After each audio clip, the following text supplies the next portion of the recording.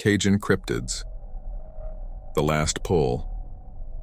Donnie LeBlanc had fished the Gulf and bayous his whole life, but he never liked running traps after midnight. Still, the storm was blowing in hard, and if he didn't pull his last line tonight, he'd lose the whole set under the swell. He steered his skiff into the edge of 4 Point Marsh, the engine growling against the chop.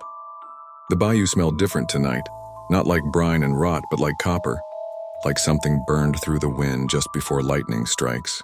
Rain slicked his hands as he reached for the trap line tied around a leaning cypress. It was old rope, frayed, soft from years of wet weather, but something about it felt wrong tonight. He hesitated, looked out across the black water.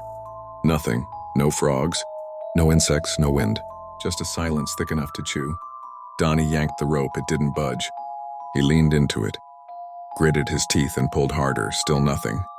Then the line went slack, just for a second, and whatever had been holding it, wee-wee, let go. The trap burst to the surface like it had been thrown, smashing into the hull of the boat hard enough to make him stumble. Crabs clattered across the floor.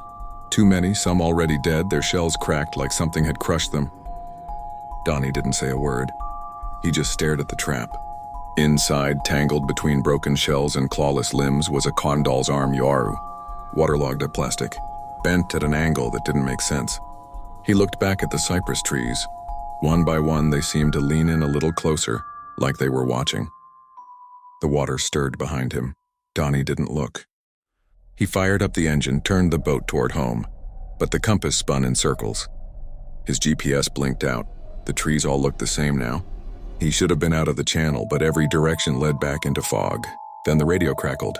Static first, then whispering. Too quiet to catch words. He killed the power, heart thudding. Still the whispers stayed.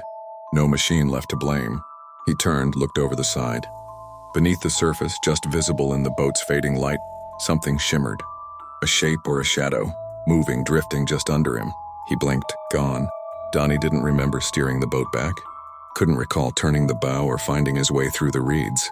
He only knew he hit land when the skiff stopped suddenly, nose to shore like something had brought him home. He stepped onto the dock. Looked back, his traps were gone. So was the doll's arm. Only thing left in the boat was a brown wet footprint, small like a child's, right where he'd been standing. He didn't fish that part of the bayou again. Didn't tell nobody either. But if you catch him at the bar in Montego, 2 beers deep, he'll tell you about the night the storm came early and the line fought back.